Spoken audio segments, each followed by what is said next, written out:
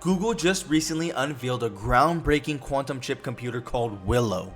Alright, what if Google just gave us proof that we live in a multiverse? Okay, Google's new quantum chip Willow performed a mind-blowing calculation in under 5 minutes, a task that would take most computers 10 septillion years. That's longer than the universe has existed. So according to some physicists, including Google's own Hartmut, whatever that means, the chip might be tapping into multiple universes to run calculations in parallel. This may suggest that we live in a multiverse. This may be proof that we live in a multiverse. Not like there's already proof out there. I believe we already live in a multiverse. We're constantly tapping into different frequencies, vibrations of reality. We're able to simply do this by the power of our mind and the energy we embody. It's so simple that we have to understand that's how powerful we are. Come on, if a supercomputer can do it, so can we. We're more powerful. We designed these things, and you're telling me we can't tap into different frequencies and vibrations of the universe? Because that's all it is. What did Nikola Tesla say? If you want to understand the universe, think of it in terms of energy, frequency, and vibration. If we're able to change our energy within our body, we can change the frequency and the vibration, which then shifts us to a different reality, shifts us into a different version of our lives that we might want to experience. So if you want to experience something new, something different, tap into the energy that you embody. Think of this, it's all simple. It's so simple. I talk a lot about our thoughts create reality, but what if our energy creates our reality? What if the energy we embody continues to give us external experiences? Then it would be as simply as changing and working on your energy to become a different version of yourself, a different energy of yourself, because all we are is the spiritual beings living this physical avatar 3D being. That's all it is. So what if you're consistent enough to be able to tap into different realities, right? Because if you look at research from Dr. Joe Dispenza, he talks about you think the same thoughts every day, you feel the same emotions, and you take the same actions, you're going to continue to repeat the same external experiences. So what if we change how we think, change how we feel, specifically when feeling is just an energy that's inside of your body that you can either choose to attach to or choose to let go of, then we're so easily able to change the trajectory of our life or the path that we might be on. We are beyond our physical avatar 3D being. So if you're consistent enough, if you take the right actions, you can easily transition into a new reality. You just got to stay consistent. You got to stay focused. You got to get rid of all distractions. Get rid of all the external validation that you might be looking for. Get rid of all of these external things that are just keeping you locked into the same old reality.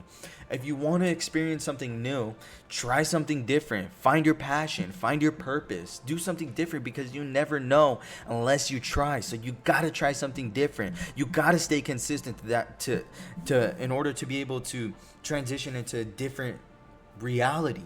And I think that's huge. It's like if you're someone who views yourself as a certain thing, or if you view yourself as a certain kind of person doing the same kind of things over and over and over again, and you don't like it, obviously you want to change your life. That's what you hear on this video. So in order to change it, you must take new actions consistently. Thoughts with embodying the energy and following up with actions, because the actions is what is going to get you to the new version of yourself, to the new reality that you want to tap into. So it's really about staying consistent, staying concise, and creating a new version of yourself. Science shows that we have 45,000 thoughts in a day.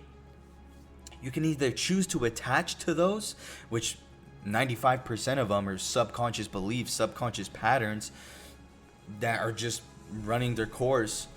And if you're able to change that, if you're able to really tap into your subconscious mind and change your subconscious mind, which you can do that through meditation and consistency, then your outer reality begins to change, right? So the thoughts inside of our mind influence our subconscious mind. So if you become aware of what you're thinking of on a consistent or on a daily basis, and you can stop yourself from falling into a trap of negativity or doubt or fears or whatever it might be. If you can catch yourself and become aware, because awareness is also key, then you can begin to reprogram your subconscious mind with positive affirmations. You can utilize that. Science shows that it takes 30 days for a new belief system to form. So believe or set a belief system or an affirmation for 30 days and stay consistent for those 30 days on that of which you might want to attract or that of which you might want to do in your life. Then your outer reality begins to change. Do your research. I've been studying this not enough for quite a while now. But follow me on my journey. I'm on the same journey you guys are on. Our thoughts shape our reality. They even say this in Doctor Strange. Our thoughts shape our reality. Here, I'll put the clip right now. Thoughts shape reality.